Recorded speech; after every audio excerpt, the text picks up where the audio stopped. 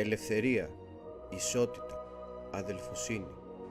Σύνθημα της Γαλλικής Επανάστασης.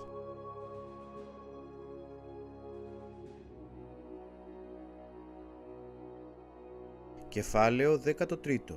Η Γαλλική Επανάσταση.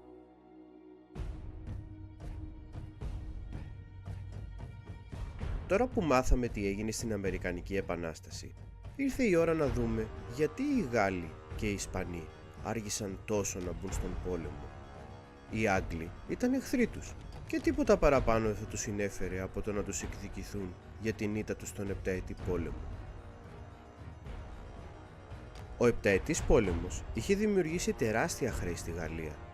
Τα έξοδα του πολέμου, τα εδάφη που χάθηκαν στην Αμερική, αλλά και το κόστος της βοήθειας στους Αμερικανούς συνέτριψαν τη γαλλική οικονομία και την έφεραν αντιμέτωπη με την χρεοκοπία. Ο νέος βασιλιάς, ο Λουδοβίκος ο 16ος, αποδείχθηκε ανίκανος να αντιμετωπίσει την κρίση.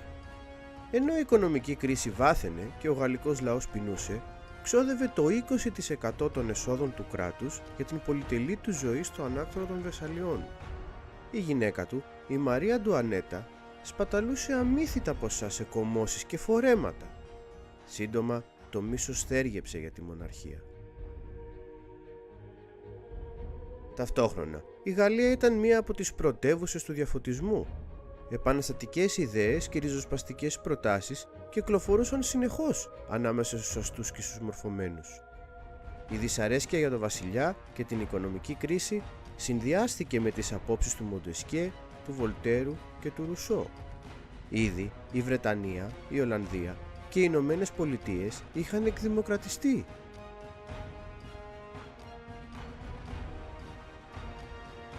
Επειδή δεν μπορούσε να λύσει τα προβλήματα του κράτους, ο Λουδοβίκος συγκάλεσε το Συμβούλιο των Γενικών Τάξεων. Σε αυτό συμμετείχαν ο βασιλιάς, οι ευγενείς, ο κλήρος, δηλαδή οι ιερείς και οι αστεί. Παρόλο που οι αστεί, η τρίτη τάξη, αντιπροσώπευε το 98% του πληθυσμού, είχαν τα ίδια δικαιώματα με τις άλλες τάξεις, μία ψήφο. Και όχι μόνο αυτό, ήταν και οι μόνοι που φορολογούνταν. Σύντομα, ευγενείς και κλήρος συνασπίστηκαν εναντίον των αστών, ζητώντας νέους φόρους για τους ήδη εξαθλιωμένους εργάτες, αγρότες και υπαλλήλους. Και επειδή είχαν όλοι από μία ψήφο, κέρδιζαν συνεχώς. Οι αστεί έβλεπαν τη μειοψηφία να αποφασίζει για εκείνους και δεν μπορούσαν να κάνουν τίποτα εναντίον της αδικίας. Ή μήπως μπορούσαν? Οι αστεί συνειδητοποίησαν ότι εκείνη ήταν η πλειοψηφία. Επομένως, για ποιο λόγο να συμμετέχουν σε μια κυβέρνηση των άλλων, στην οποία αδικούνται και μειοψηφούν? Γιατί να παίζουν σε ένα στημένο παιχνίδι που τους κλέβουν? Αποχώρησαν από τη συνέλευση των τάξεων και έκαναν το αδιανόητο. Σχημάτισαν δική τους κυβέρνηση. Ο βασιλιάς και οι άλλες δύο τάξεις δεν αναγνώρισαν την κυβέρνηση των αστών και προσπάθησαν να την εμποδίσουν. Όμως, ανάμεσα στους αστούς άνοικε και ο στρατός. Έτσι, όταν κλήθηκε να επιβάλλει τις αποφάσεις του βασιλιά, πήγε με το μέρος των αστών. Οι αστεί αποφάσισαν να συνεδριάζουν μέχρι ο βασιλιάς να τους παραχωρήσει σύνταγμα. Ο βασιλιάς είχε ιτηθεί. Είχε συντελεστεί μια επανάσταση και η εξουσία είχε περάσει στους αστούς ανέμακτα. Όμως η αγανάκτηση του λαού δεν είχε κοπάσει και η φημολογία ότι ο βασιλιάς θα επιχειρούσε να πάρει την εξουσία με τη βία όθησε το λαό του Παρισιού να ξεσηκωθεί. Συγκεντρώθηκαν στη Βαστίλη, μια φυλακή του Παρισιού για όσους πήγαιναν ενάντια στη θέληση του βασιλιά.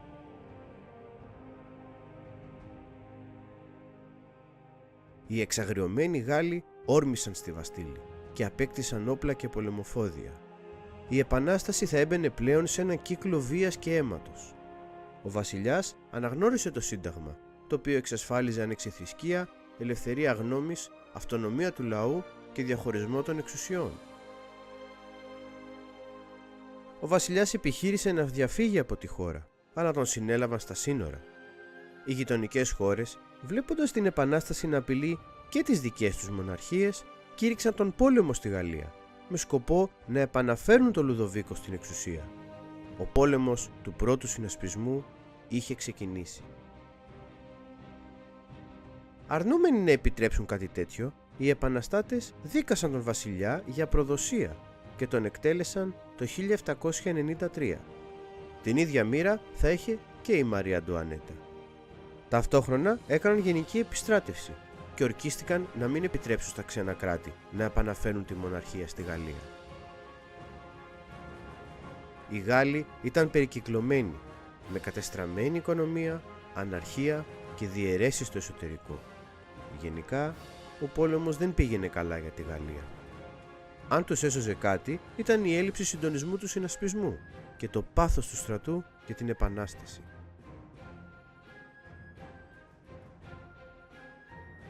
Ακραίοι επαναστάτες είχαν καταλάβει την εξουσία και με αρχηγούς τους τον Μαρά και τον Ροβεσπιέρο εκτελούσαν όποιον υποψιάζονταν ως προδότη της Επανάστασης. Αυτή η περίοδος, από το 1793 έως το 1794, κόστισε τη ζωή σε 40.000 Γάλλους, οι περισσότεροι των οποίων εκτελέστηκαν άδικα. Στη φυλακή κατέληξαν 300.000 άνθρωποι.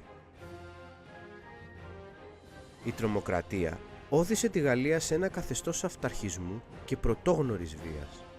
Όποιος τολμούσε να εκφράσει τη γνώμη του, κινδύνευε από το αιμοσταγές κράτος.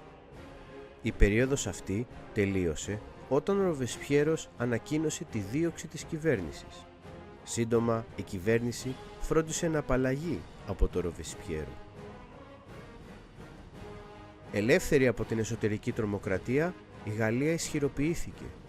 Ενοποιημένη από την απειλή του πολέμου και εκμεταλλευόμενη την απραξία και την αδράνεια του συνασπισμού, αντεπιτέθηκε. Επανέκτησε τα εδάφη της, ύστερα εισέβαλε στην Ισπανία και στην κεντρική Ευρώπη. Οι σύμμαχοι κατέρευσαν και η Γαλλία είχε κερδίσει.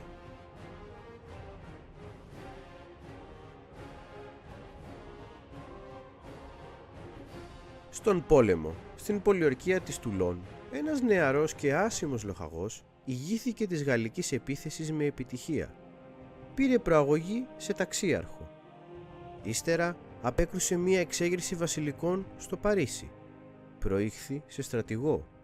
Διορίστηκε στην Ιταλία, όπου συνέτριψε την Αυστρία και τελείωσε τον πόλεμο. Ήταν εθνικός ήρωας, μόλις 27 ετών. Το όνομά του ήταν Ναπολέον Βοναπάρτης. Έπειτα από εκστρατείες στην Αίγυπτο και στη Μέση Ανατολή, επέστρεψε στο Παρίσι. Η κυβέρνηση βρισκόταν σε αδιέξοδο και αδυνατούσε να διοικήσει τη χώρα, καθώς ήταν διαιρεμένη σε πολλές παρατάξεις. Έτσι, σαν άλλος Ιούλιος Καίσαρας, ο Ναπολέον διόρισε τον εαυτό του ύπατο με τη βία. Η ιστορία του μόλις τώρα άρχιζε.